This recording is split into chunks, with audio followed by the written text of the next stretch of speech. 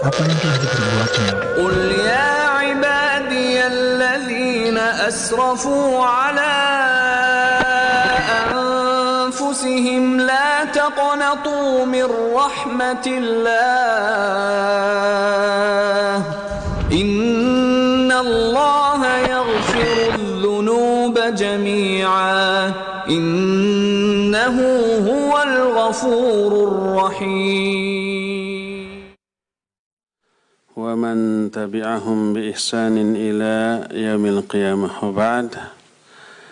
Ayyuhal ikhwah, hadirin jamaah Masjid Al-Barakah Cilengsi Rarasain di Bandung gitu. Yang Allah muliakan, juga para pendengar radio Roja Cilengsi dan Roja-Roja di kota lain, para pendengar radio Tarbiyah Sunnah Bandung, juga radio-radio lain, para pemirsa Roja TV dan pemirsa beberapa TV lain, Persada TV, Niaga TV, Rabbani TV, dan beberapa TV lain yang ikut merilai, serta para netizen melalui akun manapun di mana saja Anda berada. Alhamdulillah, untuk yang pertama kali seumur hidup saya menginjakkan kaki di masjid baru ini. Biasanya sebelah sono ya. Walaupun belum sepenuhnya selesai, tapi alhamdulillah sudah bisa dipakai sebagian, yang semoga Allah Azza wa Jalla memberikan kelancaran untuk menyelesaikan pembangunan Masjid Al-Barakah ini sehingga jauh lebih memberi manfaat yang lebih banyak kepada umat ini. Ikhwati fillah, saya mohon maaf agak sedikit terlambat, cuma 34 menit.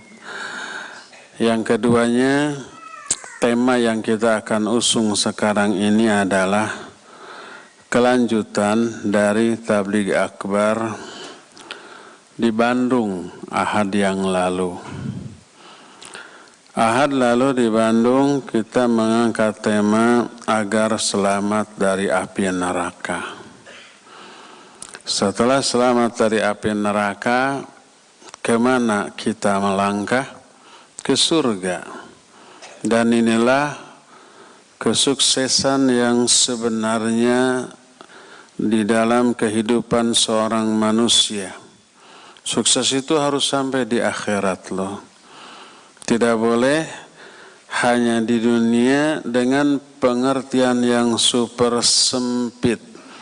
Selama ini manusia di dunia dianggap sukses kalau dia kaya raya, berpangkat, berkuasa, berjabatan, populer, banyak pendukung, banyak pengikut, maka orang itu sukses. Itu kebanyakan orang.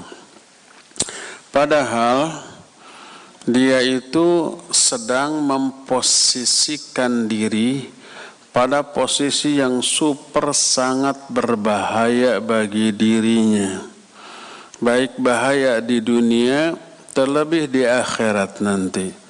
Semakin banyak kekayaan, semakin tinggi pangkat dan jabatan, semakin luas popularitas dan kekuasaan, semakin berisiko menderita di dunia, berisiko menderita di akhirat karena hisabnya jauh lebih berat, lebih panjang. Ingat, harta, kekuasaan, dan dunia beserta isinya yang halalnya dihisab dengan hisab yang berat, yang haramnya diazab. Jadi semakin banyak harta, kekayaan, kekuasaan, itu semakin membebani si pemiliknya dengan beban yang tidak enteng, tidak ringan, amat sangat berat. Itu di akhirat. Di dunia, orang yang kaya raya, mereka stres dengan kekayaannya. Orang yang berkuasa, Mereka tidak tenang dengan kekuasaannya, khawatir kekayaannya berkurang, rugi, ditipu orang, digondol orang, khawatir kekuasaannya itu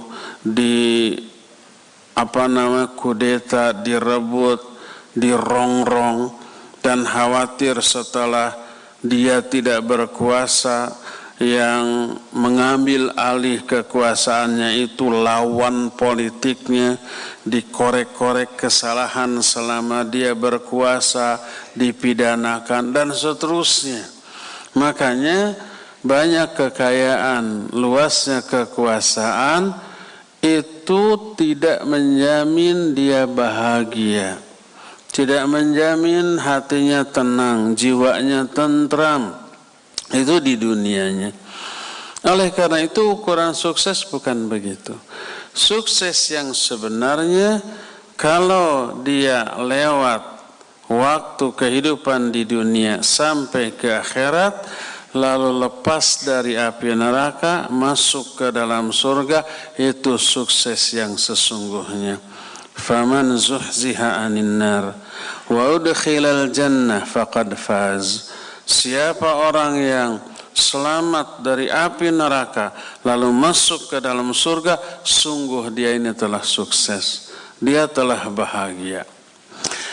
Ikhwati fillah azanillahu wa iyyakum, sebenarnya kita diciptakan oleh Allah untuk menetap tinggal di surga.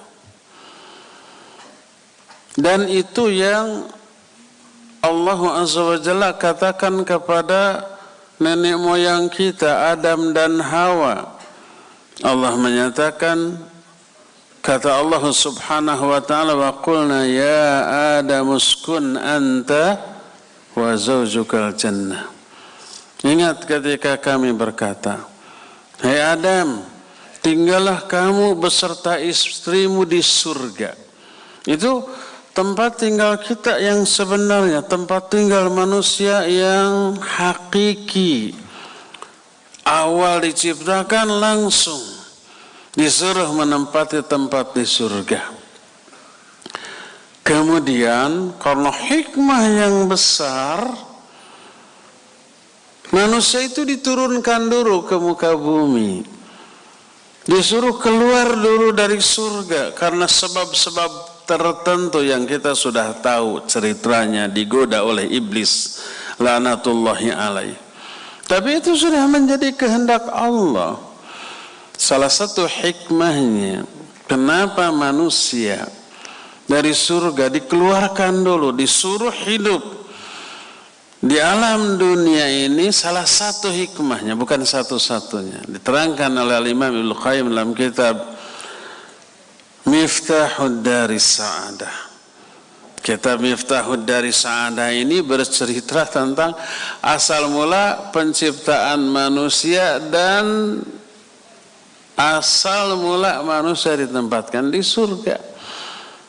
Lalu Allah turunkan dulu ke muka bumi untuk mengarungi kehidupan yang berwarna-warni dari segala segi di alam dunia ini. Salah satu hikmahnya adalah agar manusia itu tahu, faham, merasakan betapa tingginya kenikmatan surga, betapa berharganya keindahan surga, betapa tak tertandinginya kebahagiaan hidup di surga.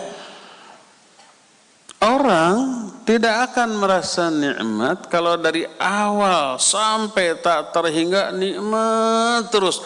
Kenikmatan itu tidak lagi dianggap sebagai sebuah kenikmatan, karena tidak ada perbandingan dengan penderitaan. Kita kan sehari-hari merasakan nikmat sehat ya, tapi kita tidak sadar bahwa sehat itu nikmat biasa aja.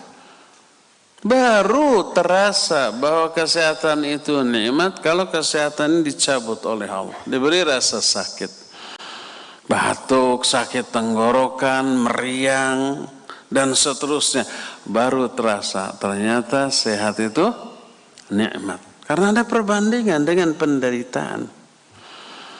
Begitu juga agar manusia itu mengetahui, memahami betapa bernilainya surga, maka Allah keluarkan dulu manusia ke muka bumi. Disuruh membandingkan keadaan kehidupan surga dengan keadaan kehidupan di muka bumi yang penuh dengan beragam derita, musibah, kanyeri, kaperi, atau penderitaan lain, ketidaknyamanan, ketidakenakan.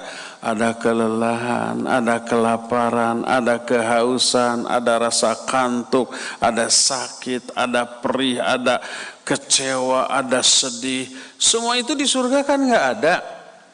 Di dunia ada. Setelah mengetahui sekaligus langsung merasakan betapa pedihnya hidup di dunia, betapa sengsaranya hidup di dunia, betapa mengecewakannya hidup di dunia, baru sadar. Oh, nikmat surga ini tidak ada bandingannya. Baru saja nanti muncul syukur yang luar biasa bila kembali bisa masuk ke dalam surga. Di dunia ini kita ini hanya sementara mengembara, kelak kita wajib mudik ke kampung halaman. Kampung halaman kita itu apa? Surga loh. Jangan sampai pulang itu tersesat.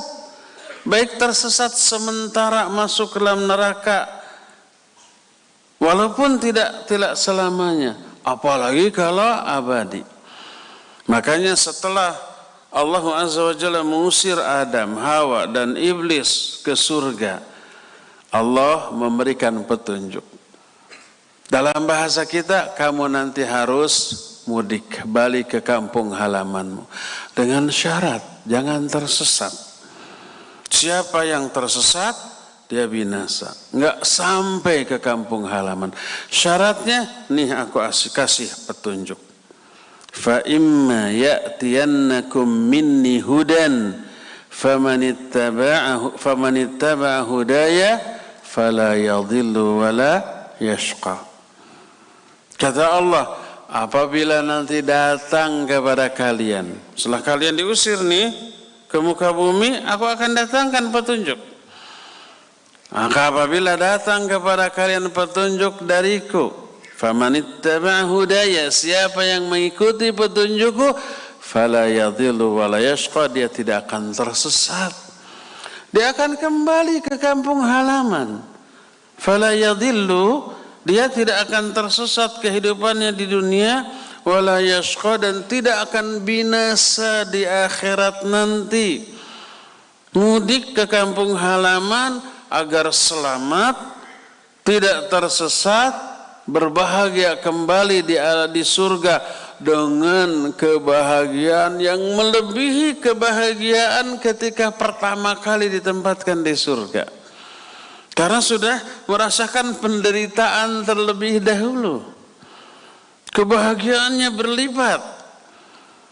Maka wala yashqa, dia tidak akan binasa. Dia akan selamat.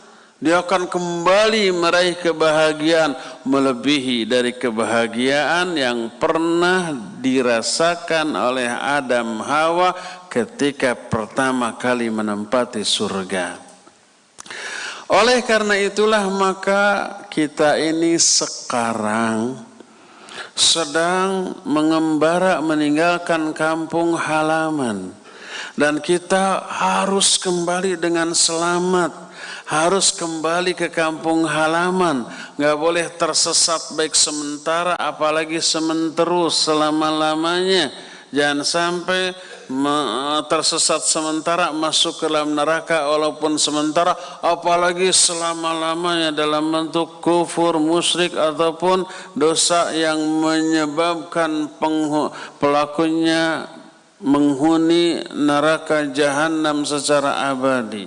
Jangan sampai seperti itu. Tapi kata Allah, caranya ikuti petunjukku. ikuti Al-Quran dan As-Sunnah. Makanya di ayat berikutnya Allah menyatakan, wa man a'rada an dzikri fa inna lahu ma'isyatan dhanka wa nahsyuruhu yaumal qiyamati a'ma. Qala rabbi lima hasyartani a'ma wa qad kuntu basyira. Qala kadzalika atatka ayatuna fanasinaha wa kadzalika al-yawma tunsa. Siapa orang yang berpaling dari peringatanku, tidak mau mengikuti petunjukku, tidak mau mengikuti Quran Sunnah, maka bagi dia akan ada kehidupan yang sumpek, yang sempit. Hatinya selalu merasakan kesumpekan di tengah gelimang harta kekayaan yang melimpah, di tengah tingginya pangkat jabatan dan kekuasaan, di tengah pendukung yang begitu banyak, hatinya tetap sumpek, sempit, tidak merasakan ketenangan, kesenangan, kebahagiaan. Karena apa? Karena berpaling. Dari mana? Dari apa berpalingnya? Dari peringatan Allah, dari Al-Quran, dari As-Sunnah. Itu di dunianya. Wa nahsyuruhu yaumal qiyamati a'ma. Kami kumpulkan dia pada hari kiamat dalam keadaan buta. Al-jaza min jinsil amal. Balasan disesuaikan dengan jenis perbuatan. Waktu di dunia perbuatan dia buta dari kebenaran, buta dari petunjuk Allah, dari agama Allah, dari syariat Allah, maka dia dibutakan juga di hari kiamat. Orang itu komplain, protes, Rabbi lima hasyartani a'ma wa qad kuntu basira. Ya Allah, kenapa engkau kumpulkan aku dalam keadaan buta, padahal dulu waktu di dunia aku melek, aku melihat. Qala Allah berfirman menjawab, kadzalika atatska ayatuna fanasitaha wa kadzalika al-yawma tunsa. Demikianlah, karena dulu telah datang waktu kamu hidup di dunia ayat-ayat kami, kamu mengabaikannya, kamu melupakannya, kamu tidak mempedulikannya. Wa kadzalikal yauma tunsa. Maka pada hari ini kamu juga diabaikan, kamu juga dilupakan, kamu juga tidak dipedulikan, dalam bentuk dibutakan. Bahkan tidak hanya buta, juga tuli dan bisu. Wa nahsyuruhum yauma ala wujuhihim yaumal qiyamati umyan wa bukman asumman wa umyan wa bukman fahum la yarjiun. Kami kumpulkan mereka, ini saking terhinanya orang ini, dengan berjalan berdiri di atas wajahnya. Di sini kita di dunia berjalan dengan kedua kaki. Sehebat-hebat ahli akrobat, nggak ada yang bisa berjalan di atas wajah. Ada yang bisa berjalan di atas dua tangan ya, tapi nggak ada yang berjalan di atas wajah, rusak wajahnya. Tapi nanti mereka di hari kiamat berdiri berjalan di atas wajahnya dalam keadaan buta, tuli dan bisu, dan mereka tidak bisa kembali. Summun bukmun umyun fahum la yarjiun. Karena dulu di dunia mereka juga buta, tuli dan bisu dari kebenaran, nggak mau melihat kebenaran, mendengarnya, apalagi ngomongnya. Sekali ngomong yang batil, yang syubhat, yang busuk, yang buruk. Sekali mendengar yang didengarnya juga yang buruk-buruk pas mendengar kajian, mendengar dakwah, lantunan ayat, pedaran hadis, mereka tutup telinganya. Mereka mencocokkan atau menutupkan kedua telunjuknya ke kedua lubang telinganya. Itu yang mereka lakukan saking antinya kepada kebenaran. Buta, tuli dan bisu di dunianya, di akhiratnya Allah akan jadikan dia buta, tuli dan bisu. Al jaza min jinsil amal. Balasan akan sesuai dengan bentuk perbuatan.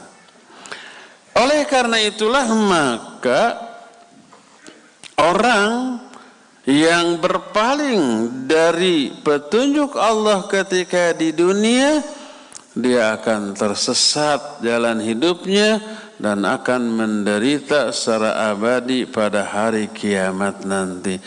Jangan sampai kita seperti itu. Kita harus kembali ke kampung halaman kita di surga. Jangan sampai tersesat baik sementara apalagi sementerus tadi selama-lamanya. Tapi kita harus sampai dengan selamat dan bisa kembali menikmati seluruh kenikmatan surga yang Allah sediakan agar kita mengecap kesuksesan yang hakiki dari kehidupan kita dalam kehidupan di dunia dan di akhirat ini. Bagaimana caranya? Tadi sudah dijelaskan. Secara umum ikuti petunjuk Allah. Tapi ingat nih. Dulu Adam dan Hawa hidup di dalam surga. Ada makhluk yang dengki yang bermaksud mencelakainya dan bermaksud mengeluarkan Adam dan Hawa dari surga dan sukses besar.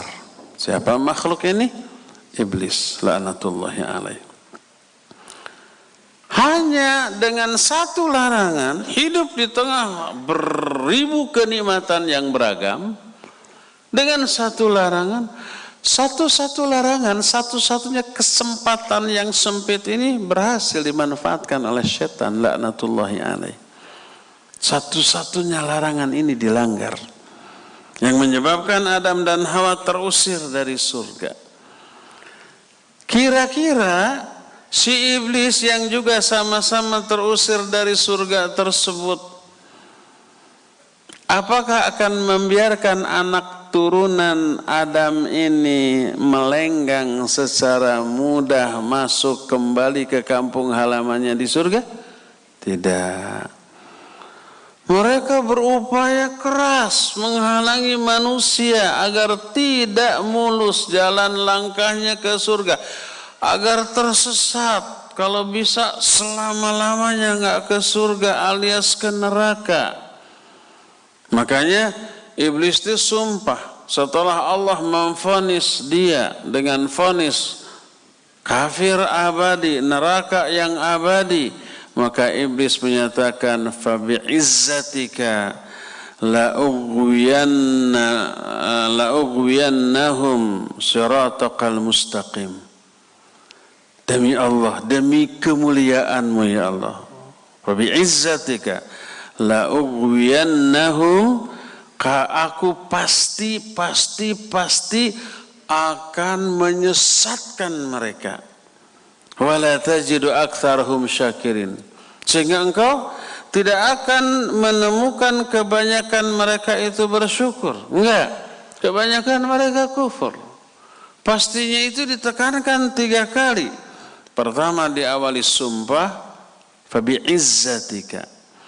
Kedua ada huruf lam tauqid yang dibacanya pendek, la'ughwiyannaka. Ketiga ada huruf nun di akhirnya, disebutnya nun tauqid tsaqilah. Asalnya ughwi, dari aghwa yughwi, untuk ana ughwi, masuk huruf la ughwi, masuk nun tauqid di akhirnya, la ughwiyannahum, pasti benar-benar dengan sungguh-sungguh kami akan sesatkan mereka. Kemudian kami akan duduk di hadapannya, di belakangnya, di kanannya dan di kirinya. Kami akan halangi mereka untuk menyesatkan mereka, jangan sampai mereka mudah melenggang masuk ke dalam surga. Oleh karena itulah jalan menuju surga itu tidak gampang.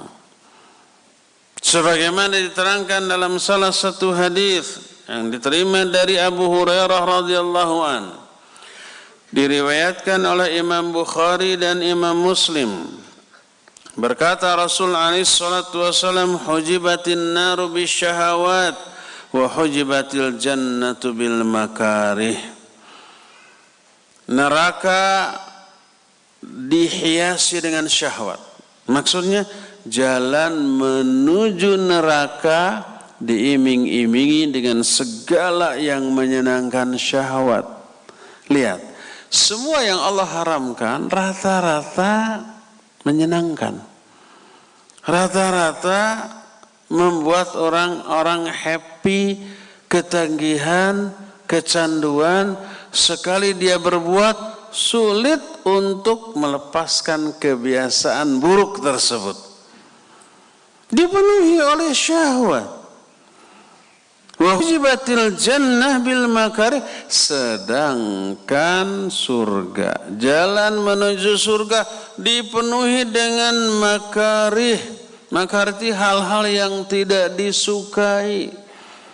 Rata-rata semua ibadah yang Allah syariatkan, baik yang fardu juga yang sunnah, itu berat untuk dilakukan secara psikis. Walaupun secara fisik mah ringan, enteng. Capek mana sholat 2 rakaat dengan main futsal? Capek main futsal. Main futsal mah sejaman gitu ya. Sholat 2 rakaat 5 menit. Yang sudah terlatih bisa 2 menit.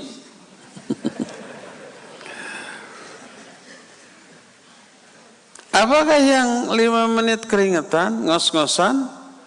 Enggak. Apakah yang 1 jam futsal ngos-ngosan dan keringetan? Iya, pasti keringetan, pasti ngos-ngosan. Yang 2 rakaat gratis. Futsal bayar tidak? Bayar. Jadi lebih berat mana secara fisik? Lebih berat futsal. Ada biaya yang harus dikeluarkan dibanding 2 rakaat sholat sunnah. Tapi lebih menyenangkan mana? Lebih menyenangkan futsal. Sekarang habis main futsal ngos-ngosan, pegel, kadang-kadang keseleo, kadang-kadang beradu badan, beradu kaki dengan kawan atau lawan, kadang tersandung jatuh, kadang ada yang lecet, ada yang patah tulang, ada. Udah ngos-ngosan, nyengir, gimana besok teman-teman? Jadi main lagi. Saking menyenangkan. Patungan ya, seorang 20.000 siap. Tapi sholat 2 rakaat mana? Malesnya enggak ketulungan. Secara fisik lebih berat itu, lebih ringan ini. Secara psikis sebaliknya, lebih berat yang 2 rakaat daripada yang 1 jam futsal.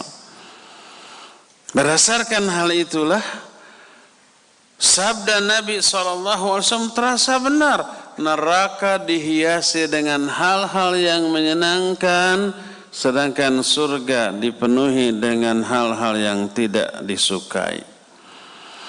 Dalam hadis lain riwayat Imam An-Nasai dan At-Tirmidzi dalam sunan-sunannya, juga Imam Abu Daud dalam kitab sunannya, dari Abu Hurairah juga berkata Rasul sallallahu alaihi wasallam, lamma khalaqallahu al-jannah qala li Jibril idhhab fanzur ilaiha fadhahaba fanadhara ilaiha faqala wa izzatika la yasma'u biha ahadun illa dakhalaha fahaffaha bil makarih faqala idhhab fanzur ilaiha fadhahaba fanadhara ilaiha ثم جاء Faqala wa izzatika laqad khashitu an la yadkhulaha ahadun.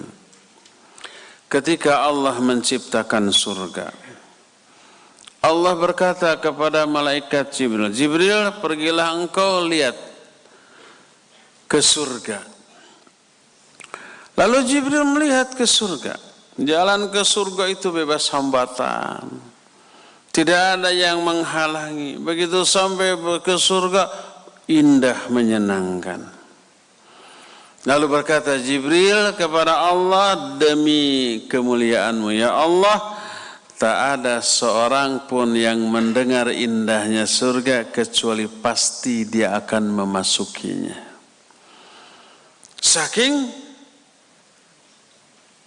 besarnya daya tarik surga, saking menggiurkannya keindahan surga, semua orang pasti berusaha dan akan berhasil. Tak ada seorang pun yang mendengar indahnya surga kecuali pasti akan memasukinya. Setelah itu Allah penuhi jalan menuju surga dengan hal-hal yang tidak menyenangkan. Surga yang indah itu enggak gratis loh. Harus diraih dengan perjuangan dan pengorbanan. Harus sholat yang 5 waktu dengan sholat yang berkualitas, bukan ala kadarnya, bukan asal-asalan. Harus saum sebulan penuh di siang hari, merasakan lapar, haus, lemes, dan yang sejenisnya. Harus membaca Al-Quran sesering mungkin, harus bangun malam, harus banyak berkorban tenaga, harta, infak, sedekah, dan seterusnya. Pokoknya dengan hal-hal yang tidak menyenangkan. Setelah itu Allah berkata lagi kepada Jibril, kau pergi lagi ke surga, lihat lagi. Pergi, setelah dilihat jalan menuju surga ternyata berat. Banyak halangan, banyak hambatan, banyak obstacle, banyak awaiq. Halangan, hambatan. Berkatalah Jibril, demi kemuliaan-Mu ya Allah, aku khawatir tak ada seorang pun yang bisa memasuki surga. Saking apanya? Beratnya jalan menuju surga, perjuangan dan pengorbanannya itu tidak sedikit dan tidak murah. Harta jiwanya harus dia korbankan. Allah menyatakan, innallaha ashtara minal mu'minina anfusahum wa amwalahum bi anna lahumul jannah yuqatiluna fi sabilillah fayaqtuluna wa yuqtalun wa'dan alaihi haqqa. Sesungguhnya Allah telah membeli jiwa dan harta orang-orang mukmin dengan surga. Korbankan jiwanya, korbankan hartanya. Jiwanya, baik tenaganya, pikirannya, perasaannya, kesenangan pribadi selama di surga, kenyamanannya, keinginan untuk beristirahat, berleha-leha, tidur, bermalas-malasan, itu harus dijual, dikorbankan, disisihkan untuk melaksanakan perintah Allah Subhanahu wa ta'ala, baik yang sunnah apalagi yang fardu. Juga hartanya keluarkan, zakatnya, infaknya, sedekahnya, pakai biaya haji dan umrah.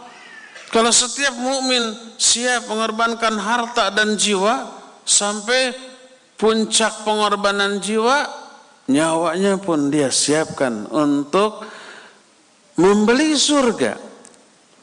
Yuqatiluna fi sabilillah, mereka berjihad, berperang di jalan Allah. Fayaqtuluna wa yuqtalun, mereka membunuh atau mereka dibunuh. Semuanya dikorbankan sampai di akhir ayat surat At-Taubah ayat 111 itu, fastabshiru bi bai'ikumul ladzi bay'atum bih. Berbahagialah kalian dengan jual beli yang kalian lakukan dengan Allah. Kita menjual harta dan jiwa, Allah membeli dengan surga. Ya ayyuhalladzina amanu hal adullukum ala tijaratin tunjikum min adzabin alim. tu'minuna billahi wa rasulihi wa tujahiduna fi sabilillahi bi amwalikum wa anfusikum. Dzalika khairul lakum in kuntum ta'lamun. Hai orang-orang yang beriman, mau enggak aku tunjukkan kepada kalian suatu bisnis, perniagaan, perdagangan yang bisa menyelamatkan kalian dari azab Allah, dari azab yang pedih, yaitu kalian beriman kepada Allah dan Rasulnya dan berjihad dengan harta dan jiwanya. Harta dan jiwa kita sebenarnya milik Allah, dititipkan sementara. Mau enggak harta dan jiwa ini kita gunakan hanya untuk memenuhi keinginan Allah, Allah nanti akan kasih balasan dengan surga. Jiwa raga ini akan Allah kembalikan lagi kepada kita, tapi dalam situasi keadaan yang berbeda dengan yang sekarang. Kalau sekarang kesenangan pribadi kita korbankan demi meraih ridha, kecintaan, rahmat Allah Azza wa Jalla, Allah akan kembalikan harta dan jiwa dalam kondisi yang ribuan jutaan kali lebih hebat, lebih nikmat dari apa yang kita miliki sekarang. Keindahan, kenikmatan surga itu mala ainun ra'at wala udhunun sami'at wala khatara ala qalbil bashar a'dadtu li ibadiyas salihin mala ainun ra'at. Aku siapkan bagi hamba-hambaku yang soleh, yang tadi siap mengapakan jiwa dan raga, mengorbankan jiwa raga, kenikmatan surga yang tidak pernah terlihat oleh mata, tidak pernah terdengar oleh telinga, tidak pernah terbersit terhayalkan dalam hati manusia. Sehebat apapun hayalan kita tentang indahnya surga, kenyataan surga yang sebenarnya jauh lebih indah dari hayalan kita. Berdasarkan hal itu, maka ternyata surga itu harus diraih, didatangi dengan penuh perjuangan dan pengorbanan, karena jalan yang menuju surga adalah jalan yang penuh dengan rintangan, penuh dengan halangan, penuh dengan godaan. Untuk melewatinya harus dengan pengorbanan dan perjuangan yang dahsyat. Apa sajakah yang harus kita lakukan? Perjuangan yang bagaimanakah yang harus kita lakukan agar kita bisa sampai ke surga? Pertama, kita akan menjelaskan penyebab seseorang masuk surga secara umum. Nanti kalau masih ada waktu, kita kan ngaji cuma sampai 10:30. Kalau ada waktu, kita akan jelaskan secara rinci. Pertama, syarat pokok, syarat utama dan pertama untuk bisa masuk surga adalah iman dan amal soleh. Ini jiwa dan raga, ini lahir dan batin. Iman adalah batin, amalan batin. Amal soleh adalah amalan lahir. Iman dan amal soleh adalah dua amalan lahir batin yang sinergi, yang selaras. Bukan lain di mulut, lain di hati. Bukan berpura-pura apa yang dilakukan bertolak belakang dengan isi hati. Enggak. Siapa yang beriman dan beramal soleh, Allah janjikan surga. Surga milik Allah, jalan untuk meraihnya Allah yang tentukan. Bukan menurut semau kita, semau Allah. Karena surganya milik Allah, Allah pula yang harus menentukan bagaimana cara meraihnya. Allah jelaskan. Di antaranya dalam Al-Quran surah Al-Baqarah ayat 25. وَبَشِّرِ الَّذِينَ آمَنُوا وَعَمِلُوا الصَّالِحَاتِ anna lahum jannatin tajri min tahtiha al-anhar kullama ruziqu minha min thamarah rizqan qalu hadha alladhi ruziqna min qabl wa utu bihi mutasyabiha wa lahum fiha azwajun mutahharah wa hum fiha khalidun. Kata Allah, sampaikan berita gembira kepada orang-orang yang beriman dan beramal soleh, iman dan amal soleh, bahwa bagi mereka surga yang mengalir banyak sungai di bawahnya. Setiap kali mereka diberi rizki di surga berupa buah-buahan sebagai rizki bagi mereka, mereka berkata, inilah makanan yang dahulu pernah diberikan, dirizkikan kepada kami, dan mereka diberi rizki yang serupa dengan apa yang kita konsumsi di dunia. Tapi kata Ibnu Abbas radhiyallahu anhuma, hanya sama dalam hal nama. Di dunia sekarang ada anggur, ada apel, ada jeruk, ada durian simontong, ada pisang. Di surga juga ada yang seperti itu. Tapi dengan kualitas rasa, bentuk, warna, penyajian yang jauh berbeda. Jangankan surga dengan dunia tuh. Dunia dengan dunia saja beda. Pisang coba. Ada berapa ratus ribu jenis pisang. Yang satu lebih enak yang dibanding yang lain. Satu jenis pisang sama-sama pisang Ambon saja. Kalau di sini saya nggak tahu. Di Bandung, pisang Ambon ada yang didatangkan dari Banjar, ada yang dari Jampang, Sukabumi, Cianjur. Tapi yang paling enak itu pisang Ambon, Cimahi atau Lembang. Itu beda loh. Rasanya pulen, manisnya pas, tidak kemanisan, tidak kurang manis dan enak. Satu sikat bisa habis sendiri kalau saya. Nggak terlalu besar. Kekecilan juga nggak seneng, tapi manisnya Masya Allah. Beda dengan pisang Banjar, sama-sama Ambon loh. Kualitasnya beda, rasanya beda. Itu padahal nama sama-sama pisang Ambon, satu dari Cimahi atau Lembang, satu dari yang lain. Jauh rasanya. Cok, siapa di antara antum di sini yang tidak suka pisang Ambon? Kasih cau Cimahi. Dijamin bakal tetap nggak suka. Kalau nggak suka ke pisangnya susah. Tapi coba dulu lah, pasti enak gitu ya. Dan bisa diketahui dari kulitnya. Tapi hanya yang paham saja, yang tahu mana Cimahi, mana yang bukan Cimahi. Saya tahu. Nggak bisa dibodoh-bodoh. Mang ayat cau Cimahi, nah ini bohongi sama Banjar. Nggak bisa dibohongi. Itu baru dunia dengan dunia. Apalagi dengan surga. Namanya sama. Bentuknya mirip. Di sini apa nama mangga yang manis agak asam namanya?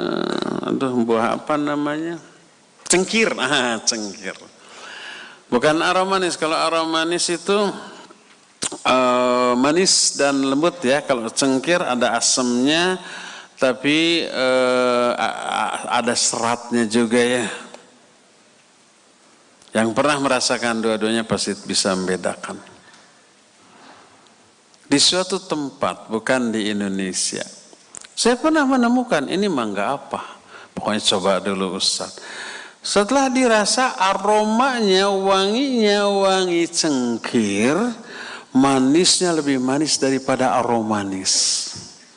Entah perkawinan, tapi lebih gede dan kulitnya itu agak kemerah-merahan. Entah perkawinan, entah bukan. Dan ini lebih manis dan lebih wangi. Kalau aroma manis kurang wangi. Kalau cengkir kan ada wanginya, ya enggak? Cuma kurang lembut, tidak selembut dan tidak semanis aroma manis. Ini bayangkan, manisnya lebih manis dari aroma manis, lembutnya lebih lembut dari aroma manis, tapi aromanya aroma cengkir. Aduh, promo ya. Pokoknya penjual aroma manis dan cengkir harus ngasih royalti. Itu di dunia sudah berbeda, apalagi di akhirat nanti. Ya, durian banyak jenisnya. Ada petruk, ada durian Bangkok, ada durian apa lagi. Tapi yang paling manis, paling enak, si montong. Montong dibeli mahal. Tahu montong? Montong dalam bahasa Sunda artinya jangan, tapi kasar. Makanya disebut montong, karena mahal. Tapi enaknya luar biasa. Dagingnya tebal, bijinya tipis, manisnya sampai nyelekit ke hati. Nggak akan bisa lupa sepekan dua pekan. Beda-beda itu montongnya, ada montong Palu, ada montong Thailand, ada montong macam-macam, rasanya berbeda. Ada yang satu lebih manis daripada yang lain. Itu baru di dunia, apalagi di akhirat. Namanya sama, kualitas rasanya, segalanya, penyajian jauh lebih baik, ribuan kali lipat daripada yang kita rasakan di dunia ini. Kalau di dunia si montong satu butir, satu biji utuh nggak akan bisa habis oleh sendiri. Enak. Baru 2-3 biji udah enak, di sana nggak ada enaknya. Di sini mikir ini kolesterol nih, tensi naik nih, asam urat juga bisa naik nih, diabetes juga bisa naik nih. Wah, siap-siap ke rumah sakit. Itu di dunia. Di sana tidak ada madarat seperti itu, nggak mikir efek buruk dari makan enak di sini, nggak. Semuanya serba maslahat, tidak ada madarat. Itu yang ada di surga. Wa utubihi mutasyabiha. Mereka diberi makanan yang serupa dengan yang mereka pernah konsumsi di dunia, tapi dengan cita rasa yang jauh lebih enak, lebih nikmat. Walahum fiha azwaju mutahhara wa hum fiha khalidun. Bagi mereka di dalam surga ada pasangan-pasangan istri-istri yang suci, bidadari-bidadari yang suci, dan mereka kekal di dalamnya. Masalah ini saya nggak mau memperpanjang. Intinya ayat ini hebat, bukan hebat demi perdamaian dunia. Intinya ayat ini menjelaskan tentang orang yang masuk surga itu iman dan amal soleh. Di ayat yang lain, dalam surah An-Nisa ayat 56 Allah menyatakan, walladzina amanu wa amilus solihat sanudkhiluhum jannatin tajri min tahtihal anhar khalidina fiha abada walahum fiha azwaju mutahhara. Kata Allah, dan orang-orang yang beriman dan beramal soleh, kami masukkan mereka ke dalam surga yang banyak mengalir sungai-sungai di bawahnya. Mereka kekal di dalamnya secara abadi selama-lamanya, dan bagi mereka ada istri-istri yang suci. Wa nudkhiluhum dhilalan dhalila, dan kami masukkan mereka ke bawah naungan yang sangat menyejukkan. Ayat ini pun menjelaskan orang beriman dan beramal soleh Allah akan masukkan ke dalam surga. Juga diterangkan dalam surah Ali Imran 41, walladzina amanu wa amilus solihat la nukallifu nafsan illa wus'aha ulaika ashabul jannati hum fiha khalidun. Dan orang-orang yang beriman dan beramal soleh, kami tidak akan membebani satu jiwa kecuali sesuai dengan kemampuannya. merekalah calon-calon penghuni surga dan mereka kekal di dalamnya selama-lamanya. Ayat-ayat yang senada dengan ini sangat banyak dalam Al-Quran. Intinya, siapa yang beriman dan beramal soleh, bagi mereka lah surga ini Allah sediakan. Ini secara umum, iman dan amal soleh. Apa saja bentuk amal solehnya, di ayat-ayat tadi tidak dirinci. Tapi ada sebagian ayat yang menyebut jenis amalan tertentu sebagai penyebab orang itu masuk ke dalam surga. Sebagaimana diterangkan di dalam beberapa ayat. Pertama, di antara jenis amalan yang menyebabkan pelakunya masuk ke dalam surga adalah orang yang ikhlas dalam menunaikan seluruh pelaksanaan dari agama ini karena Allah Subhanahu wa ta'ala.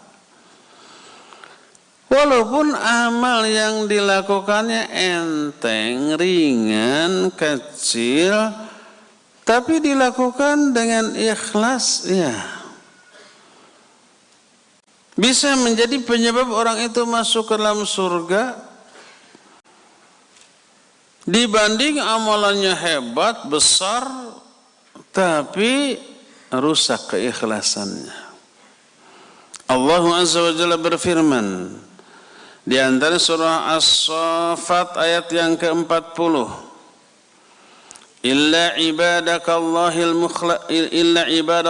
mukhlasin ulaika lahum rizqum ma'lum fawakihu wa hum mukramun fi jannatin na'im.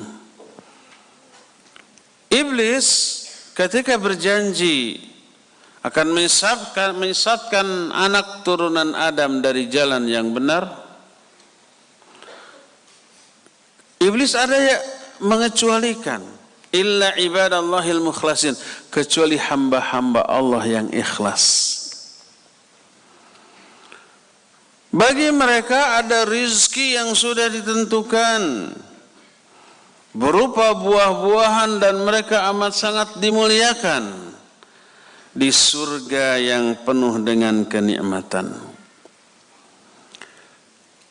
Ini orang yang ikhlas dalam melaksanakan seluruh dari ajaran agama ini karena Allah. Sekalipun ibadahnya itu sunnah ghair muakkadah. Sunnah yang tidak ditekankan. Seperti contoh syukrul wudu umpamanya. Salah satu hadis sahih riwayat Imam Muslim menyatakan, man tawadda wa asbagha wudu'ahu thumma shalla rak'atain. Siapa orang yang berwudu lalu membaguskan wudunya lalu salat 2 rakaat. Salat apa? Salat syukrul wudu. Setelah wudu salat 2 rakaat, salat syukrul wudu. Dalam satu riwayat disebutkan la yuhdithu syai'un fi qalbih. Dalam riwayat lain muqbilun biqalbihi muqbilun ila Allah biwajhihi wa qalbihi. Dalam riwayat lain disebutkan mukhlisun biqalbihi ila lillahi. Jadi orang itu salat 2 rakaat dan di dalam salatnya dia fokus kepada Allah. Hatinya khusyuk, ikhlas karena Allah Azza wa Jalla. Allah menyatakan, kata Rasul SAW, Allah berfirman, wajabat lahul jannah, wajib bagi dia surga. Ada ikhlas, ada kekhusyuan. Dan ini salat sunnah ghair muakkadah karena salat syukur wudu. Beda dengan salat fardu yang 5 waktu khusyuk sesuai dengan sunnah tapi riya. Fawailul lil musallin. Salah satunya alladzina hum yura'un, orang yang riya. Celaka orang yang salat apa? Salat fardu. Yang 5 waktu wajib. Rukun kedua di antara rukun Islam. Tapi celaka karena 2, karena tidak khusyuk, karena riya. Riya menghilangkan keikhlasan dari dirinya. Berdasarkan hal itulah maka orang yang akan Allah masukkan ke dalam surga adalah orang yang ikhlas dalam seluruh amalan ibadahnya. Kadang Allah menyebut salah satu penyebab orang masuk surga itu sabar dan tawakal. Ini bagian dari amal soleh, bagian dari iman. Aplikasinya sabar dan tawakal. Mana sabar itu? Habsun nafsi, menahan diri itu. Menahan apa? Menahan lisan dari ucapan-ucapan yang Allah haramkan ketika memperoleh musibah. Menahan tangan untuk tidak mengoyak-ngoyak pakaian sendiri, menjambak-jambak rambut sendiri. Menahan lisan untuk tidak meratap. Dan menahan hati untuk tidak suudzon kepada Allah Azza wa Jalla, tidak menuduh Allah dengan tuduhan yang tidak layak. Ya Allah, betapa kejamnya engkau, sampai kayak begitu kan? Saya ibadah diberi musibah, orang yang kafir tidak ibadah diberi anugerah. Di mana keadilanmu ya Allah? Ada yang begitu? Itu tidak sabar, suudzon kepada Allah Azza wa Jalla. Sabar itu menahan lisan dari mengucapkan ucapan-ucapan yang buruk ketika menerima musibah. Menahan seluruh perilaku agar tidak melakukan hal yang terlarang selama menerima musibah. Dan juga menjaga hati untuk tidak suudzon kepada Allah Subhanahu wa ta'ala ketika menerima musibah. Orang yang sabar disertai tawakal, Allah janjikan surga. Sebagaimana firman Allah dalam Al-Quran surah Al-Ankabut 58 sampai 59, Allah menyatakan, "Walladzina amanu wa amilus solihat lanubawwi'annahum minal jannati ghurafa tajri min tahtihal anhar khalidina fiha ni'ma ajrul amilin alladzina sabaru wa ala rabbihim yatawakkalun." Ini rincian dari iman dan amal soleh. Salah satu perwujudan dari iman dan amal soleh, sabar dan tawakal. Kata Allah, dan orang-orang yang beriman dan beramal soleh, kami tempatkan mereka itu di kamar-kamar di surga yang mengalir sungai-sungai di bawahnya. Itulah sebaik-baik pahala bagi orang yang beramal, yaitu orang-orang yang sabar dan mereka hanya bertawakal kepada Allah Azza wa Jalla. Jadi di antara wujud iman dan amal soleh sabar dan tawakal. Kadang Allah menyebut secara khusus salah satu bentuk iman dan amal soleh yang menyebabkan pelakunya masuk surga adalah istiqamah di atas keimanan. Dia tabah, dia teguh, dia tidak belot, tidak berhenti, tidak menyimpang dari ibadah dan amal soleh yang selama ini dilakukannya. Tetap dia tangguh di atas kebenaran, di atas kebaikan, di atas ibadah dan amal soleh.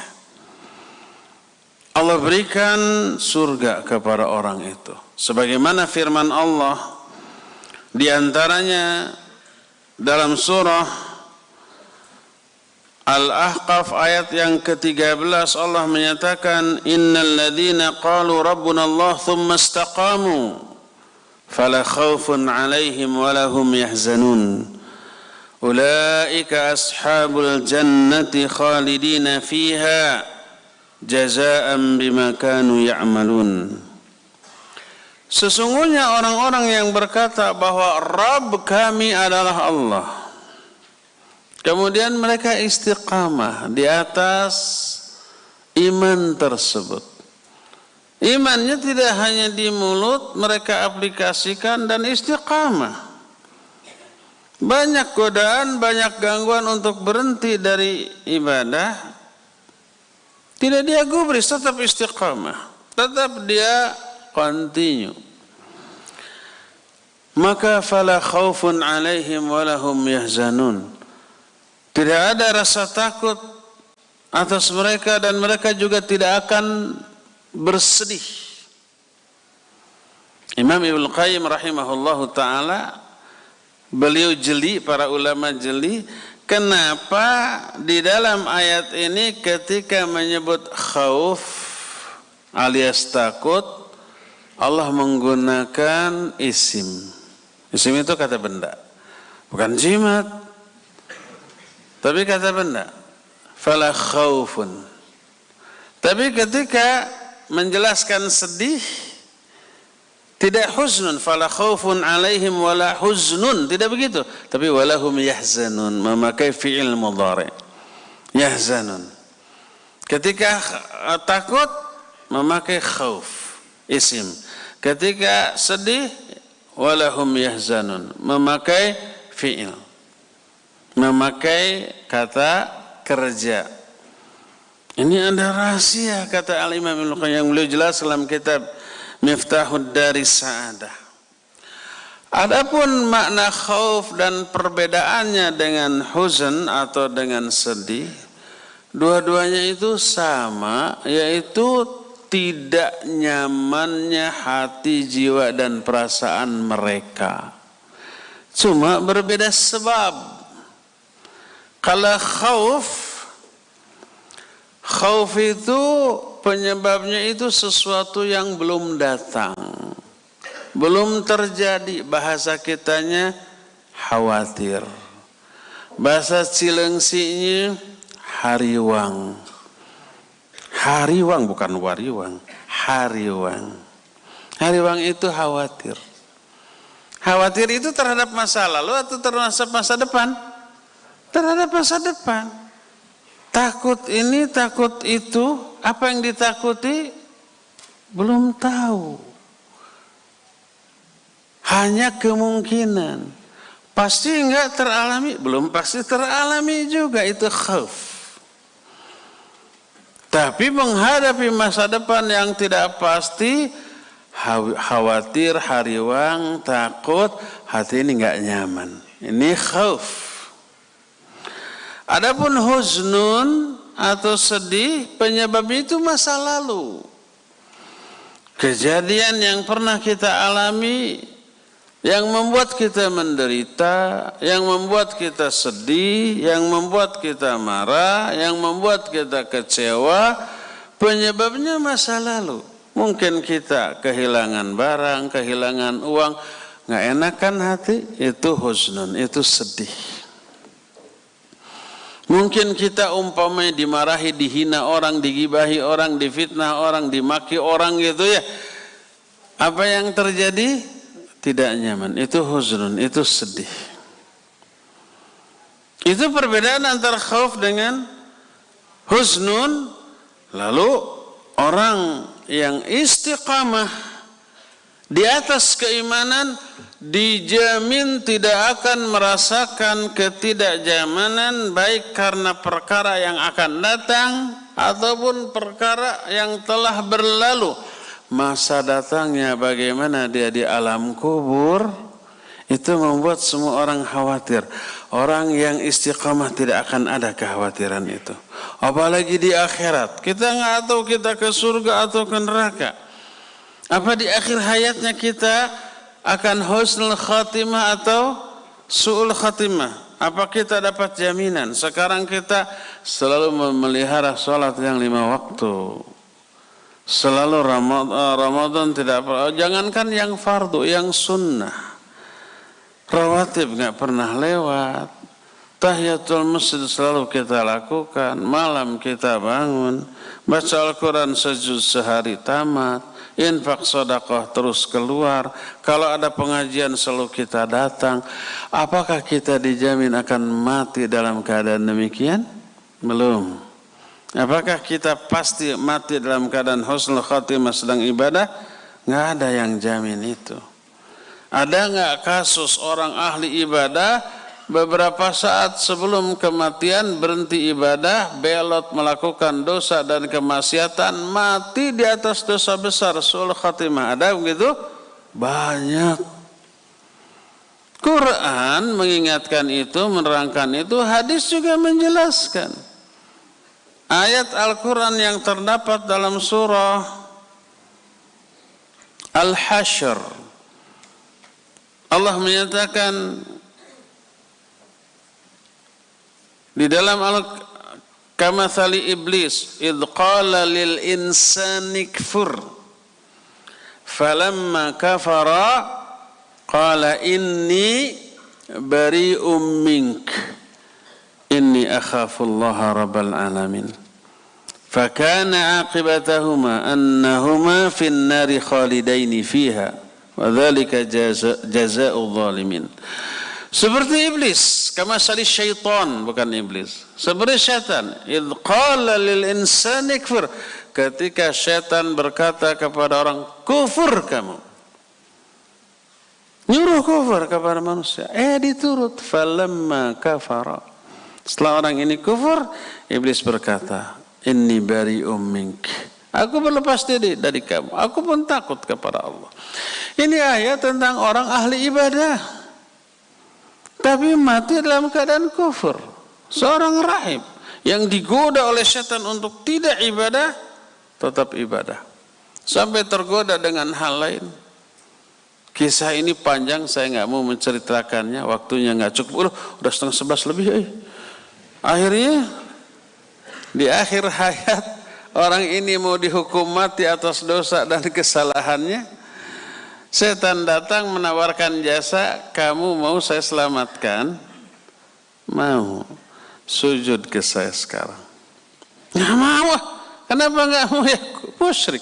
Gampang, setelah itu kamu bisa tobat ibadah. Ya tobat lagi, ibadah lagi. Kamu selamat, memperbaiki diri gitu. Daripada mati sekarang dalam keadaan wirang di kolong catak. Apa ya bahasa Indonesianya? Dalam keadaan malu karena sudah berbuat dosa terketahui oleh orang banyak, mati dalam keadaan demikian. Ini lebih baik sekarang sujud ke saya selamatkan, kamu bisa tobat. Kemakan nih omongan si setan, sujud. Musyrik dia. Maka tertawalah setan sambil berkata, inni bari'um mink, aku lepas diri dari kamu. Gombal dia. Janjinya apa? Palsu. Itu setan. Hukuman mati dilaksanakan, dia mati dalam keadaan sujud kepada setan, laknatullahi alaih. Berarti ahli ibadah. Maka jangan takabur. Saya mau ngaji terus, dijamin saya lagi sujud nih matinya. Enggak boleh takabur seperti itu. Rasul sallallahu alaihi wasallam bersabda, innar rajula la ya'malu bi amali ahli jannah hatta la yakuna bainahu wa bainaha illa dhira' fasbiqu alaihi alkitab fayamalu bi amali ahli an-nar fayadkhuluha wal yadhu billah. Ada orang yang mengamalkan amalan-amalan ahli surga. Dia tidak hanya yang wajib, yang sunnah juga dilakukan. Kata orang Cilengsi, catat, fardu kalaku sunnah kalampah. Yang fardu dilakukan, yang sunnah dilaksanakan. Tak ada yang memisahkan antara dia dengan surga kecuali sasa. Tinggal selangkah lagi dia masuk surga. Belot dia. Ketetapan Allah mendahului, dia berhenti ibadah, dia belot, dia beramal dengan amalan ahli neraka, mati dalam keadaan demikian, masuk ke dalam neraka. Waliyadzubillah. Apa namanya? Su'ul khatimah. Orang yang istiqamah tidak akan ada kekhawatiran, karena kekhawatiran itu Allah singkirkan dari dirinya. Nggak akan ada kekhawatiran mati dalam keadaan su'ul khatimah.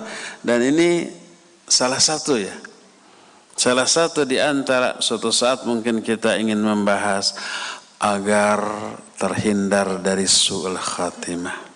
Salah satunya adalah istiqamah.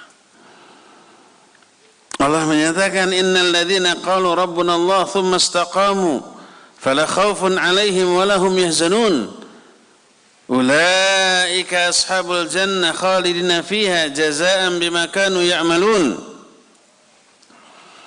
Sesungguhnya orang-orang yang berkata Rabb kami adalah Allah kemudian istiqamah, tidak ada ketakutan atas mereka, mereka juga tidak akan berduka cita, merekalah orang-orang yang akan menghuni surga.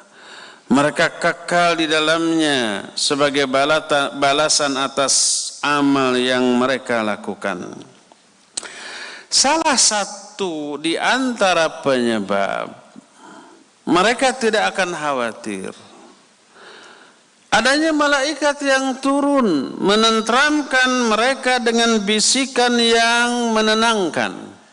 Sebagaimana di dalam ayat lain dalam surah Fussilat, innal ladzina qalu rabbuna Allah tsumma istaqamu tatanazzalu 'alaihimul malaikah alla takhafu wa la tahzanu wa abshiru bil jannati allati kuntum tu'adun nahnu awliya'ukum fil hayatid dunya fil akhirah. Orang-orang yang berkata Rabb kami Allah lalu istiqamah di atas hal itu, malaikat akan turun membisikkan kepada mereka, jangan takut, jangan sedih, tapi berbahagialah dengan surga yang Allah telah janjikan untukmu. Kapan malaikat ini berbisik seperti itu? Para ulama ahli tafsir, di antara Imam Ibnu Katsir menyatakan di 4 momen. Salah satunya adalah ketika mau mati. Orang mau mati takut loh, khawatir loh. Bagaimana keluarga yang ditinggalkan? Bagaimana nasib dia di alam kubur nanti? Belum tahu, tapi yang jelas alam kubur itu mengerikan. Sempit, gelap, nanti didatangi 2 malaikat munkar nakir yang menakutkan. Disebutnya juga munkar dan nakir. Sumya munkara lianna kulla man ra'ahu angkarahu. Disebut munkar karena semua orang yang melihatnya mengingkari saking takutnya. Disebut dalam hadis dari Al-Bara bin Azib, thumma yaji'u malakan azraqan aswadan. Lalu datang ke orang yang sudah dikuburkan 2 malaikat yang hitam kebiru-biruan. Bayangkan, syadidal intihar, dahsyat sekali bentakannya. Imam Al-Qurtubi dalam kitab At-Tadhkirah ketika menerangkan syadidal intihar, apabila bentakan munkar nakir dilakukan kepada orang yang hidup di dunia, niscaya seluruh tulang ini copot dari sendi-sendinya. Ruk saja amruk seperti ban kempes. Saking dahsyatnya itu bentakan. Ini dilakukan di alam kubur. Kebayang. Setiap orang yang mati khawatir. Juga sedih terhadap apa yang ditinggalkan, sedih terhadap masa depan datangnya. Saat itu turun malaikat. Bagi orang yang istiqamah, membisikkan jangan takut, jangan sedih, tapi berbahagialah dengan surga yang memang dijanjikan untukmu. Nahnu awliya'ukum fil hayati dunya fil akhir. Kami pelindung-pelindung kamu, baik dalam kehidupan di dunia ataupun dalam kehidupan di akhirat. Jadi salah satu di antara wujud iman dan amal soleh yang menyebabkan orang masuk ke dalam surga adalah istiqamah. Di ayat lain Allah menerangkan salah satu di antara penyebab orang masuk ke surga, dan ini termasuk wujud iman dan amal soleh, adalah rasa takut kepada Allah. Ketika di dunia takut terhadap murka dan azab Allah. Takut ini berefek pertama, dia mengerem diri dari hawa nafsu. Dia mengerem diri dari dosa dan maksiat, dari semua kesalahan dan penyimpangan. Dia tahan. Orang yang seperti itu Allah janjikan surga. Dalam satu ayat Allah menyatakan, fa'amma man khafa maqama rabbih wa nahan nafsa anil hawa fa innal jannata hiyal ma'wa. Adapun orang-orang yang takut, man khafa, takut terhadap maqama rabbih. Yang dimaksud maqam di sini disebutnya isim zaman. Bisa juga isim makan. Karena isim zaman dengan isim makan ini lafadznya sama. Bisa tempat, bisa waktu. Bisa tempat berdiri, bisa waktu berdiri.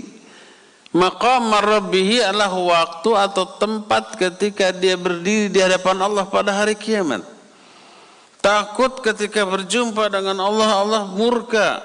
Takut ketika bertemu dengan Allah, Allah itu marah, mengazab kita, menghinakan kita. Takut. Kebayang rasa takutnya sejak kita masih hidup di dunia.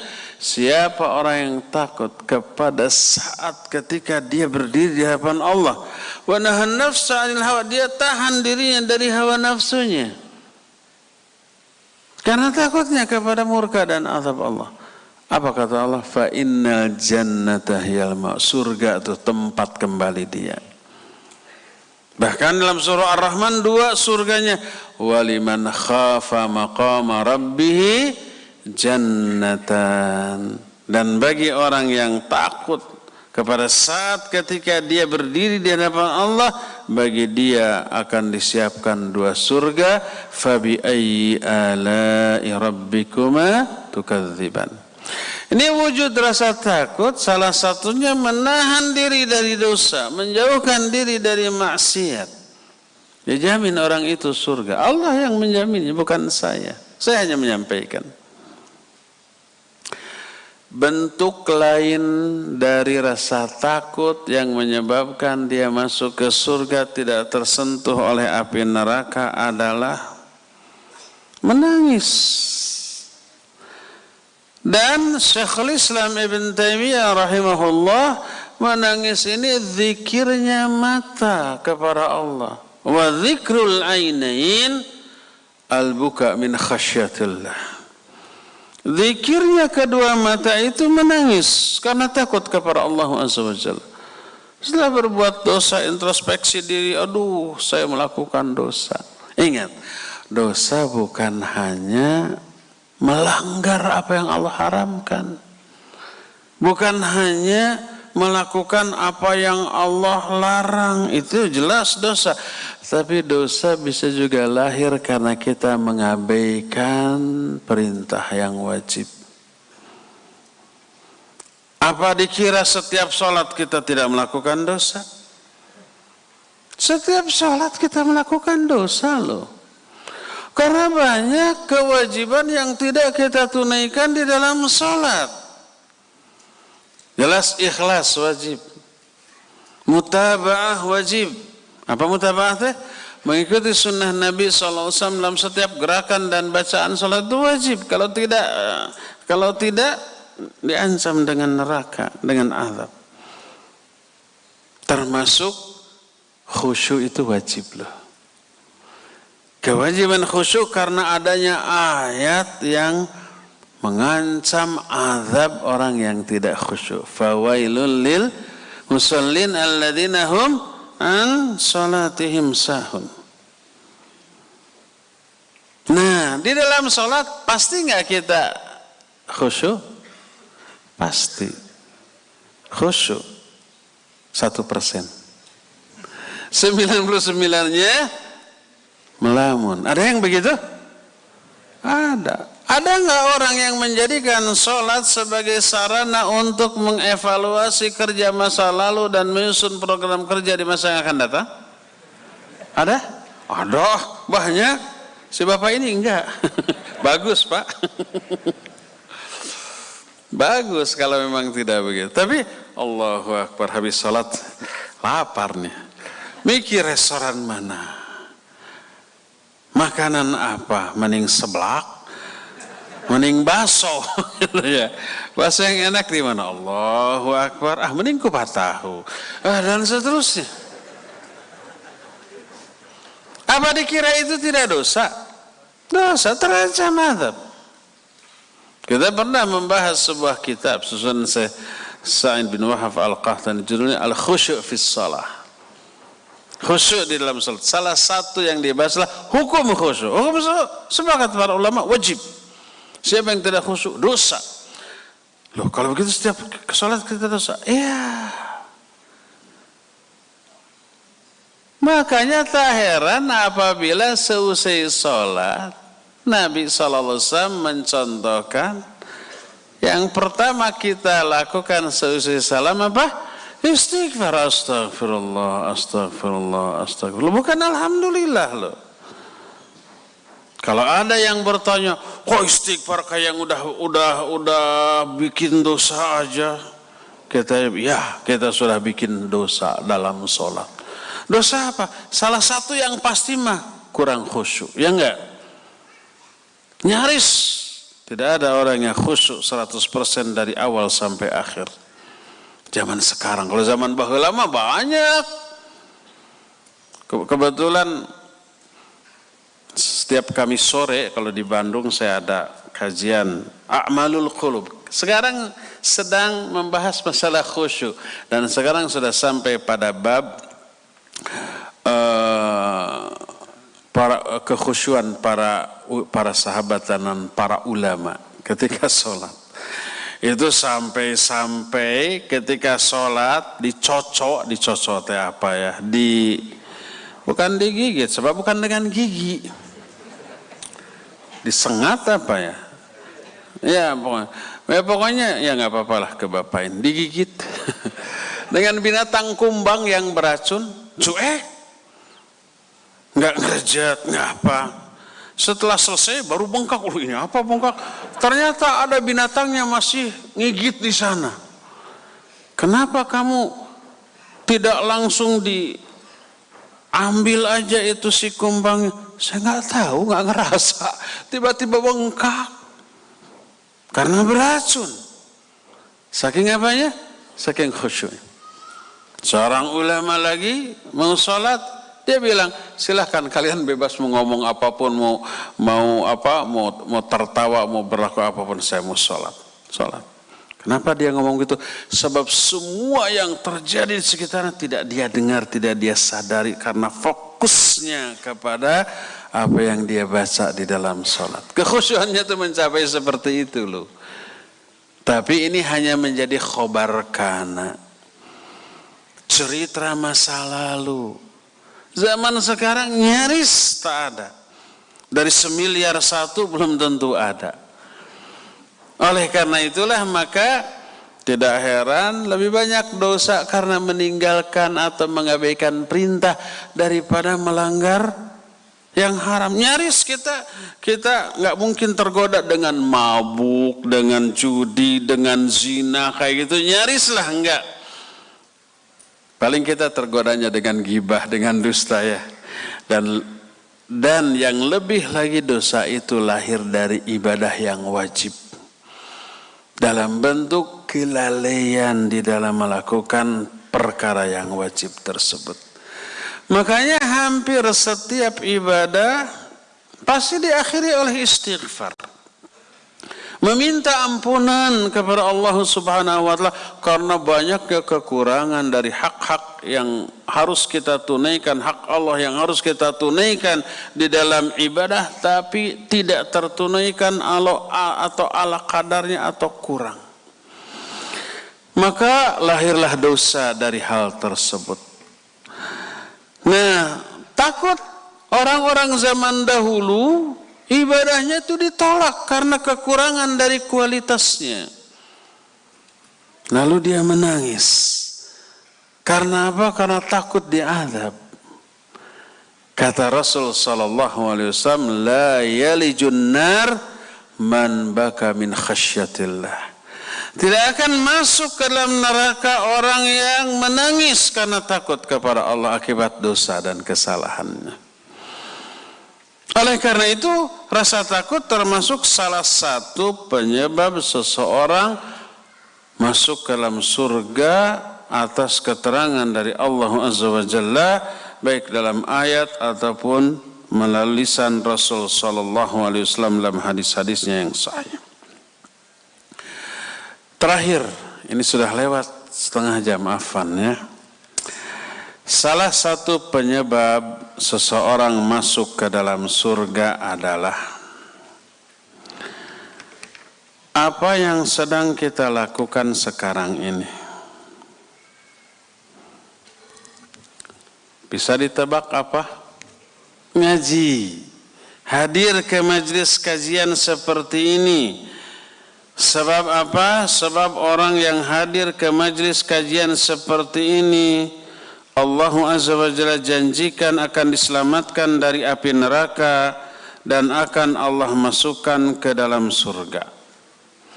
Sebagaimana sebuah hadis yang sahih riwayat Imam Bukhari dan juga Imam Muslim dalam dua kitab sahihnya. Berkata Rasul sallallahu alaihi wasallam, Sahih Bukhari dan Sahih Muslim, dari Abu Hurairah radhiyallahu an, inna lillahi malaikatan sayyarah. Sesungguhnya Allah memiliki beberapa malaikat yang sayyarah. Tahu nggak bahasa apa yang bahasa Arabnya sayyarah di kita? Mobil. Mobil itu sayyarah. Disebut sayyarah karena jalan-jalan terus. Dari sair, sara berjalan, sara yasiru, saira, jalan, berjalan. Orang yang berjalan sair. Tapi kalau jalannya terus nggak berhenti-berhenti, sayyar. Ini masuk tak marbutah lil mubalaghah jadi sayyarah. Jadi mobil. Dalam hadis di sini bukan mobil. Allah memiliki malaikat yang sayyarah, muter-muter terus terbang ke sana kemari. Ya bataguna majalis dzikr. Mereka mencari majelis-majelis zikir.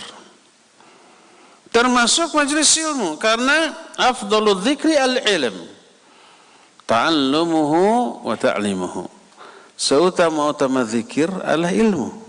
Baik mengajarkannya ataupun mempelajarinya, dan seutama-utama majelis zikir adalah majelis ilmu. Ketika didapati satu majelis, kata para malaikat, ini yang kita cari, hayu. Lalu mereka bertumpuk satu sama lain sampai memenuhi ke langit dunia. Dari tempat itu sampai ke langit dunia. Kata Syekh Al-Utsaimin, ini menunjukkan sangat banyaknya para malaikat. Imam Sufyan Ats-Tsauri termasuk yang meriwayatkan hadis ini, mendemonstrasikan bertumpuk dengan sayapnya satu sama lain terus sampai ke langit.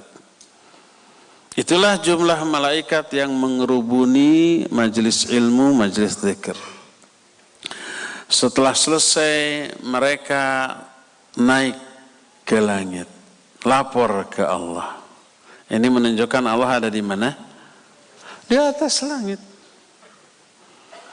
Allah bertanya, min aina ji'tum? Dari mana kamu? Wa huwa a'lamu bihim, padahal Allah lebih mengetahui keadaan hamba-hambanya. Para malaikat ini menjawab, ji'na min indi ibadik. Kami datang dari sisi hamba-hambamu, mereka bertasbih, bertahmid, bertahlil kepadamu. Terus apa yang mereka minta? Yas'aluna jannatak. Mereka meminta surgamu ya Allah. Kata Allah, hal ra'au jannati, apa mereka sudah melihat surgaku? Dijawab belum. Fa kaifa idza ra'au jannati, bagaimana kalau mereka melihat surgaku? Pasti lebih bersungguh-sungguh lagi dalam meminta. Terus kata para malaikat, wa yastajirunaka, mereka meminta perlindungan kepadamu ya Allah. Ditanya, dari apa mereka meminta perlindungan kepadaku? Dari nerakamu. Apa mereka sudah pernah melihat nerakaku? Belum. Bagaimana kalau melihat? Pasti lebih sungguh-sungguh. Kata Allah Azza wa Jalla, saksikan oleh kalian, aku ampuni dosa-dosa mereka, aku berikan kepada mereka apa yang mereka minta. Apa yang mereka minta? Surga. Dan aku melindungi mereka dari apa-apa yang mereka minta perlindungan kepadaku dari hal itu. Dari apa? Dari neraka. Kata para malaikat, Rabbi anna fihim rajulun khatta'un kana yamurru wa jalasa ma'ahum. Ya Allah, di kalangan mereka yang ngumpul itu ada orang yang nggak sengaja, nggak niat ngaji, cuma lewat, lihat ada yang ngumpul, gabung ikut duduk. Ini dapat nggak ampunan, dapat nggak surga, dapat nggak perlindungan daripada mereka? Kata Allah Azza wa Jalla, ya mereka dapat. Hum qaumun la yashqa jalisuhum. Sebab para ahli majelis tersebut adalah orang-orang yang siapapun yang bersahabat dengan mereka, dia tidak akan binasa. Jadi tadinya nggak niat ngaji mungkin ya. Ada bapak-bapak diajak oleh istrinya, antar saya mau ngaji ke Al-Barakah. Loh nanti saya gimana nggak mau ngaji? Udah ke warung kayak ngopi kayak gimana? Sampai di sana, daripada ngopi, daripada deg-degan jantung sama kopi gitu ya, ikut aja duduk di teras mendengarkan. Dapat tuh nggak niat juga tuh ya. Oleh karena itulah maka hadis ini menjadi dalil. Salah satu upaya agar bisa dimasukkan oleh Allah ke dalam surga, dapat jaminan dari surga, sering-seringlah hadir ke majlis kajian. Bersabda Rasul sallallahu alaihi wasallam, "Man salaka tariqan yaltamisu fihi ilman, sahalallahu lahu bihi tariqan ilal jannah." Siapa orang yang menelusuri suatu jalan untuk mencari ilmu, Allah akan mudahkan bagi orang itu jalan menuju surga. Ikhwah, kita hanya baru membahas ayat, belum hadis. Hadis yang menjelaskan bagaimana cara meraih surga masih sangat banyak, belum kita sentuh satu pun, tapi waktu yang kita miliki sudah lewat dari yang semestinya. Semestinya saya ngaji sampai 10:30. Tapi karena saya sedikit telat tadi, saya tambah setengah jam. Sekarang anggap saja kajian ini sudah selesai, walaupun materi sudah belum selesai. Puas tidak puas, ridho tidak ridho, protes tidak protes, mau komplain mau demo, saya nggak peduli. Ini harus sudah diakhiri dan kita masih punya sisa waktu 2 menit untuk tanya jawab. Wassallallahu ala nabiyina Muhammadin wa ala alihi wasallam.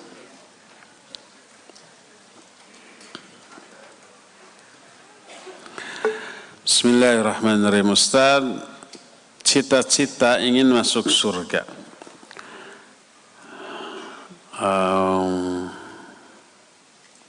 Kajian apa ini?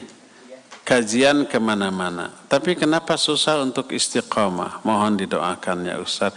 Ini bukan pertanyaan, minta didoakan.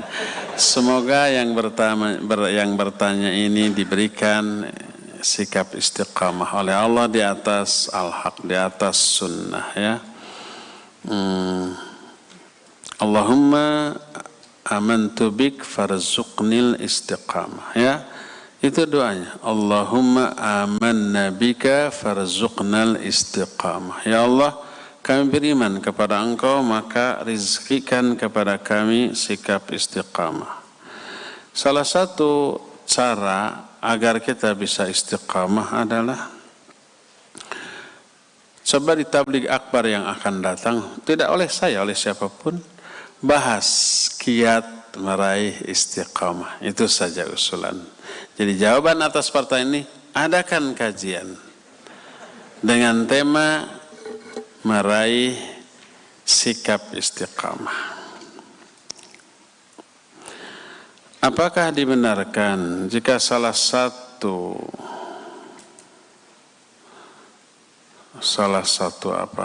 matan seseorang dalam berhijrah, niatan, ya N dengan I kayak M ya, tapi nggak ada titiknya ini. Niatan seorang dalam berhijrah adalah untuk mendapatkan pasangan yang soleh, yang dengannya diharapkan bisa saling mengingatkan dalam ketakwaan dan agar dapat masuk surga Allah. Kitanya berhasil, dianya gagal. Nggak ngerti ya. Kita ingin memperoleh pasangan soleh, dianya nggak memperoleh pasangan soleh kalau berjodoh dengan kita. Barakallahu fiik. Pertama nih,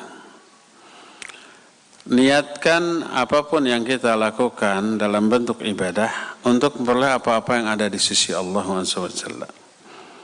Bukan untuk memperoleh apa yang di sisi manusia atau dunia. Seperti apa yang ada di sisi Allah itu ampunannya, pahalanya, ridhonya, rahmatnya, surganya, dan seterusnya. Kecuali apabila ada nas, baik ayat ataupun hadis yang menjanjikan dunia dengan amalan yang diperintahkan, seperti silaturahmi.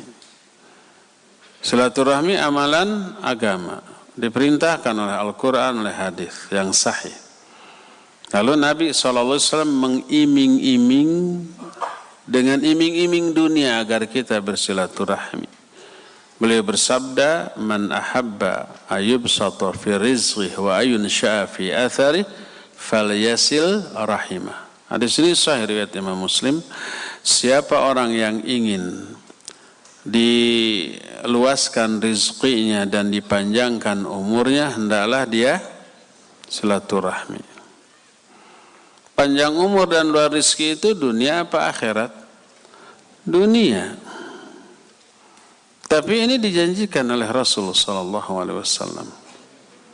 Boleh meniatkan, kalau ini sebagai tabi boleh, tapi sebagai pokok jangan. Tapi itu salah satu yang kita ikutkan ke dalam niat silaturahmi. Niat pokoknya lillahi ta'ala, ingin pahala, ingin ampunan, ingin ridho Allah, ingin rahmat Allah, ingin surga Allah dengan amalan silaturahmi ini. Tapi karena Nabi SAW menjanjikan ini, ya kita ikutkan itu. Selain pahala, selain ampunan, selain surga, semoga rezeki kita diperluas dan umur kita diperpanjang dengan silaturahmi. Kedua, rizki jodoh Allah yang menentukan, Allah yang pilih.